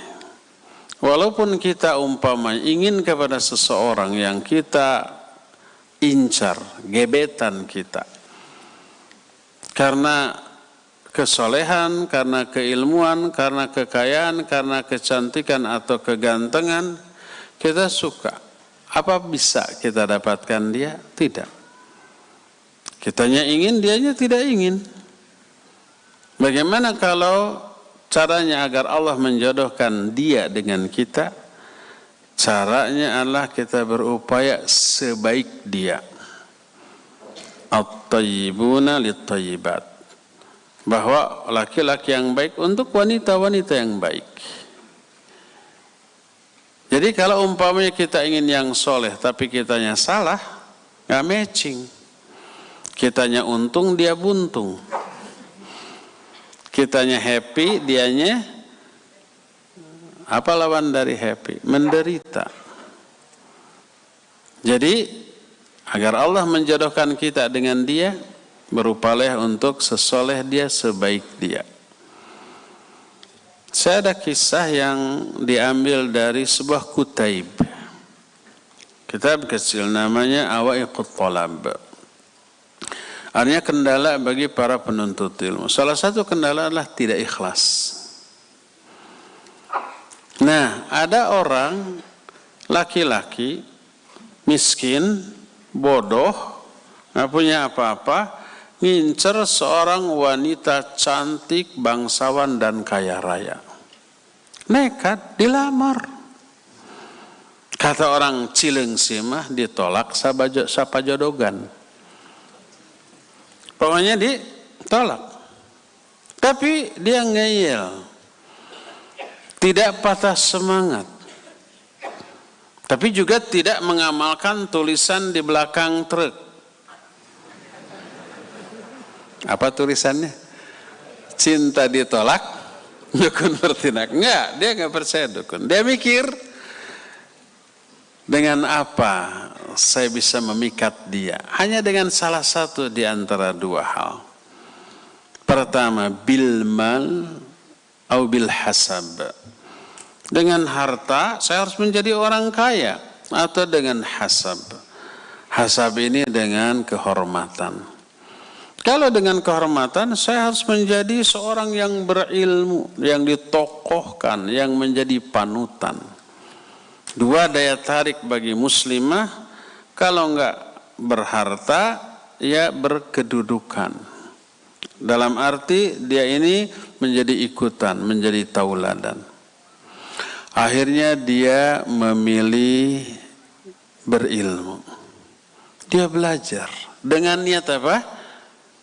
Untuk menggait si wanita tadi. Apa yang terjadi? Berhasil. Dia menjadi ulama besar, muridnya banyak, disanjung, dipuji, dihormati. Setelah demikian, wanita tadi yang dahulu pernah menolaknya mengirimkan utusan, menawarkan diri untuk menikahinya. Apa yang terjadi? Dia menyatakan, la uthira alal ilmi syai'an. Aku tidak ingin lebih mementingkan apapun dari ilmu. Ditolak lagi tawaran wanita ini, seri satu-satu. Imam Ibnul Jauzi rahimahullah ketika mengomentari kisah ini, beliau menyatakan orang ini awalnya niat mencari ilmu untuk dapat wanita yang diincarnya. Dan ini niat yang salah apa yang buruk? Salah dan buruk. Tapi kenapa berhasil? Di tengah jalan dia faham. Dia sadar ini niat yang salah. Setelah ilmu dipelajari, ilmu memberitahukan bahwa ini salah, keliru. Akhirnya dia meluruskan niat. Dan ini terlihat dari ucapan dia menyatakan la uthira syai'an, aku tidak akan la uthira alal ilmi syai'a, aku tidak akan lebih mementingkan apapun dari ilmu. Artinya dia lebih mementingkan ilmu daripada apapun. Akhirnya niatnya diluruskan. Hanya lillahi ta'ala. Itu yang membuat dia berhasil. Berhasil menguasai ilmu, berhasil dia menjadi orang yang dimuliakan setelah niatnya lurus. Setelah berhasil, wanita yang menolak tadi menawarkan diri, tapi inilah yang wujud kebenaran dari sabda Rasul sallallahu alaihi wasallam, siapa orang yang menjadikan akhirat sebagai cita-citanya, man ja'ala al-akhirah himmatahu, siapa orang yang menjadikan akhirat sebagai cita-citanya, maka dunia akan mengejarnya dalam keadaan dunia itu hina dalam pandangannya. Ini terbukti, ya. Jadi kalau diisyaratkan oleh ayat, oleh hadis, Ada iming-iming dunia karena amalan tertentu boleh, tapi tidak dijadikan niat pokok. Saya mah nggak perlu ampunan, nggak perlu pahala, nggak perlu surga. Yang penting ini aja, panjang umur, rizki melimpah. Makanya saya silaturahmi. Nah ini nggak dapat. Jadi jadikan sebagai niat tabi, bukan pokok ya. Wallahu a'lam.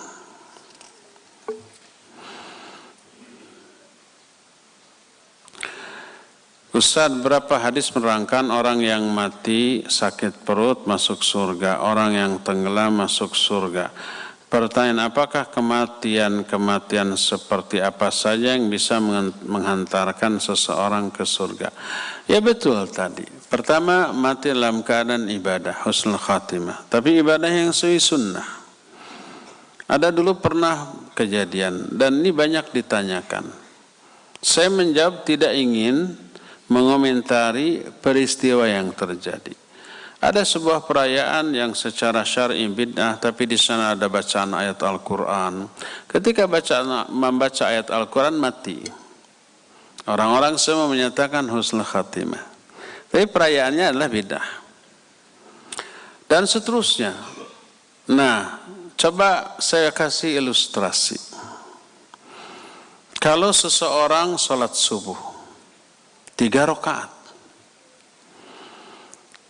Dia ibadah apa sedang bermaksiat?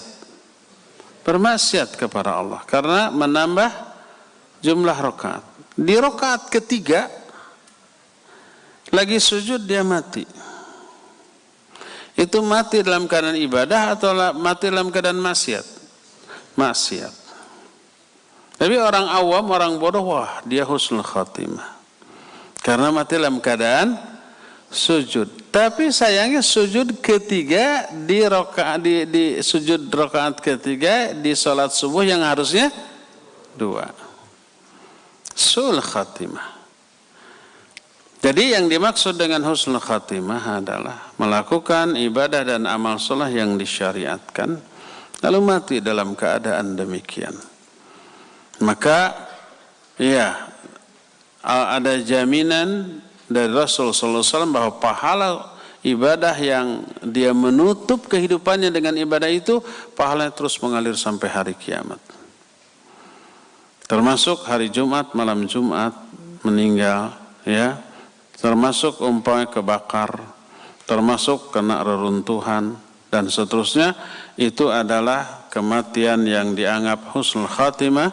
Diterangkan oleh Syekh Al-Albani rahimahullah di dalam kitab Ahkamul Janaiz bab alamati husnul khatimah. Apakah orang Islam yang baik dan menjalankan sholat serta puasa wajib tapi tidak menutup aurat dan juga tidak mengenal sunnah akan masuk surga? Pasti masuk surga. Semua orang Islam pasti masuk surga. Cuma ada yang langsung, ada yang wayahna, kata orang Cilengsi mah, direndam dulu di neraka. Selama apa? Sesuai dengan kadar dosa. Jadi dosa-dosa yang dilakukan oleh manusia seperti tidak menutup aurat, tidak mengamalkan sunnah, itu amalan yang terancam. Ini terancam ya, bukan pasti. Terancam oleh neraka. Apakah dia pasti masuk neraka? Belum tentu. Tergantung apa?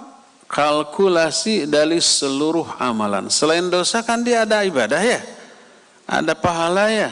Ada pahala sholat, ada pahala saum. Tadi disebutkan sholatnya, saumnya, mungkin sudah umroh, mungkin sudah haji, mungkin infak dan sedekah, mungkin wakaf, mungkin membangun masjid gitu. Tapi dia tidak menutup aurat, dia juga melakukan kebid'ahan. Tidak menutup aurat, melakukan kebid'ahannya dihitung dosa. Ketika sholatnya, ketika saumnya, ketika ibadahnya dihitung pahala. Nanti semua dikalkulasi, ditimbang. Fa amma man thaqulat mawazinu fahuwa fi 'ishatir radiyah. Jadi kalau lebih berat pahala kebaikan, dia ke surga langsung. Fahuwa fi 'isyatir radiyah. Dia berada dalam kehidupan yang dia ridho dengan hal itu. Dalam riwayat lain fi jannatin 'aliyah. Terus gimana anunya, dosa-dosanya terhapus oleh sebagian kebaikannya. Innal hasanati yudhibnas sayyi'at. Kebaikan-kebaikan menghapus dosa-dosa kesalahan. Umpama contoh kalau dihitung dengan angka, kebaikannya 1000, dosanya 200. Maka diambil 200 kebaikan menutupi menghapus 200 dosa. Dosa habis. Saldo yang tersisa pahala 800. Ini saldo pahala yang tersisa menentukan tingkatan dia di surga. Lebih banyak saldo lebih tinggi intinya. Jadi kalau kita menjelaskan amalan bidah ini haram, terancam neraka. Terancam, bukan pasti masuk neraka, bukan. Terancam loh. Amalan dosa ini juga, maksiat ini terancam neraka. Bukan pasti pelakunya ahli neraka. Karena nanti lihat di akhir hayat apa ditaubati atau tidak. Kalkulasi nanti dengan amal soleh, lalu ditimbang. Gitu. Jadi kalau kita mengharamkan sebuah perbuatan, sebuah amalan, tidak berarti memvonis pelakunya dengan vonis ahli neraka. Tidak sama sekali ya. Wallahu a'lam. Bagaimana cara menyadarkan hati yang hampir mati? Cepat digoyahkan, sadar-sadar gitu. Hati-hati, cepat sadar, bahaya loh gitu. Di saat melakukan kesalahan atau dosa, merasa bodoh amat dan bahkan seakan ya sudah lewat saja. Tapi terkadang sadar dan merasa bersalah. Kadang di lain waktu melakukannya lagi. Syukran Ustaz.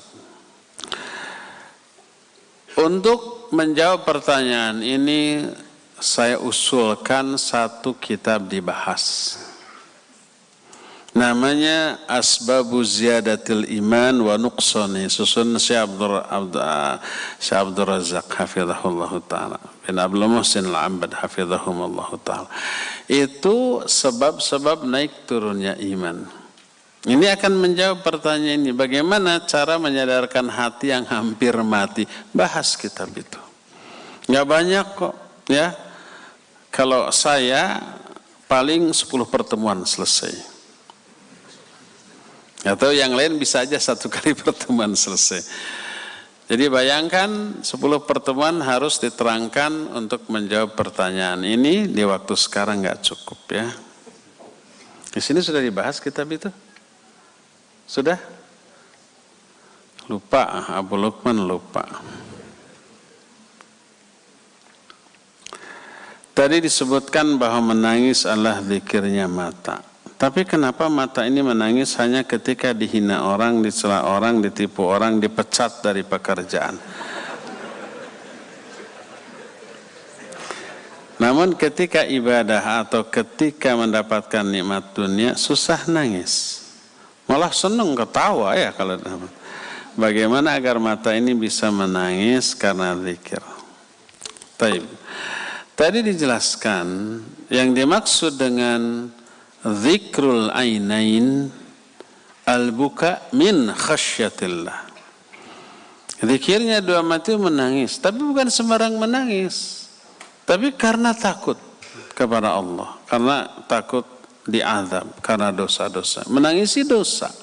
Itu yang menjadi zikir. Adapun nangis yang tadi ya ditolak akhwat nangis. Atau umpamanya akhwat nih gandrung ke ustadz tertentu, ustadz itu nikah lagi nangis. Ada kan yang begitu? Saya dengar baru-baru ini ada ustadz yang diidolakan nikah lagi, banyak yang nangis. Saya lagi berzikir dengan mata, itu bukan berzikir cengeng, cemen. Jadi yang dimaksud dengan zikir dalam bentuk menangis karena takut kepada murka dan azab Allah, bukan karena hal-hal yang seperti itu. Bagaimana caranya agar kita bisa begitu? Sama dengan yang tadi bahas kitab Asbabu Ziyadatul Iman wa Nuqsanuhu. Sebab apa? Sebab itu berkaitan dengan kondisi iman. Ya. Terakhir ya, mohon maaf tidak semua pertanyaan bisa dijawab. Ustaz, mengapa ketakutan kita pada dunia lebih besar dari ketakutan kita dengan hari akhirat? Terutama ketakutan mengenai rezeki. Sama jawabannya, bahas. Buku sebab-sebab turun dan naiknya iman itu berkaitan dengan iman. Karena iman lagi turun, mengalami degradasi, lemah, futur, yang dikejar dunia. Akhirat dilalaikan dan dilupakan. Kalau dunia yang dikejar hilang, menjauh, dia nangis. Kalau akhirat yang luput dari dia, cuek. Ini aspek iman. Iman menyebabkan lebih peduli kepada dunia daripada akhirat. Kalau imannya tipis, iman yang tipis, yang lemah, yang futur, mengakibatkan lebih mementingkan dunia daripada akhirat. Kalau imannya naik, sebaliknya. Akhirat lebih dipentingkan daripada dunia, ya. Cukup ya sampai di sini. Semoga Allah mempertemukan kita kembali di masa yang akan datang. Subhanakallahum bihamdik asyhadu an la ilaha illa anta astaghfiruka wa atubu ilaik. Walhamdulillahirabbil alamin. Wassalamualaikum warahmatullahi wabarakatuh.